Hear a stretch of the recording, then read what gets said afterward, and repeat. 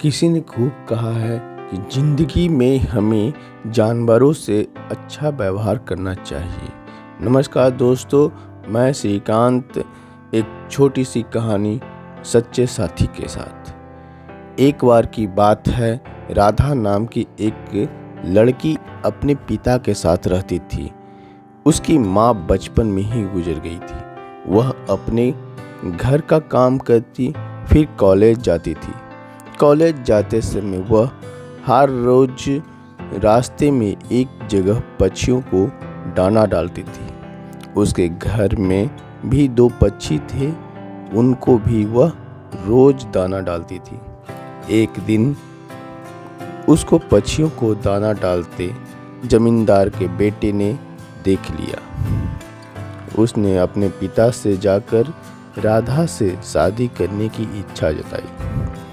जमींदार ने राधा के पिता से बात करके अपने बेटे की शादी राधा से करा दी। राधा अपने साथ घर के पिंजड़े की 2 पक्षी भी लेकर ससुराल आ गई।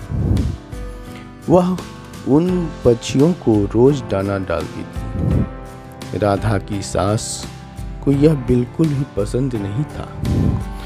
वह उन पक्षियों को परेशान करती थी। वह उनका दाना पानी जमीन पर फेंक देती थी। एक दिन राधा की सास ने पक्षियों को पिंजरे ही जमीन पर फेंक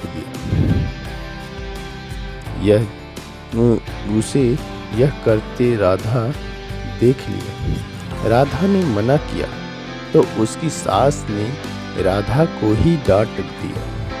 इन सब बातों से राधा परेशान रहने लगी। एक दिन राधा के पति ने परेशानी का कारण पूछा तो उसने सारी बात बता दी।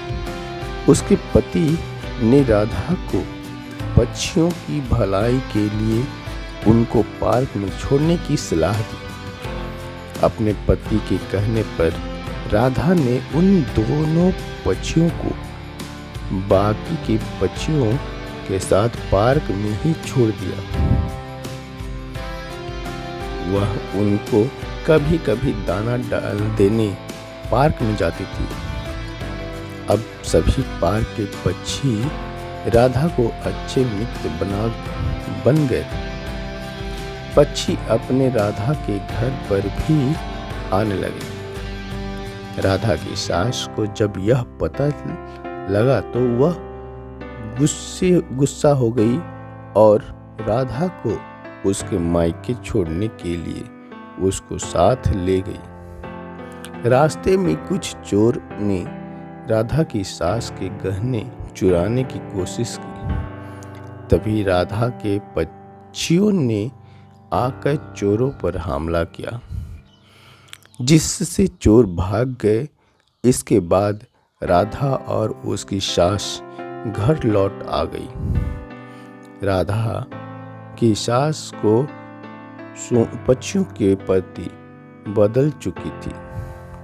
उसने राधा से कहा कि अब हम दोनों चिड़ियों को दाना डालने चलेंगे और पहले के 2 पक्षियों को भी घर वापस लेकर आएंगे। यह बात सुनकर राधा बहुत खुश हुई।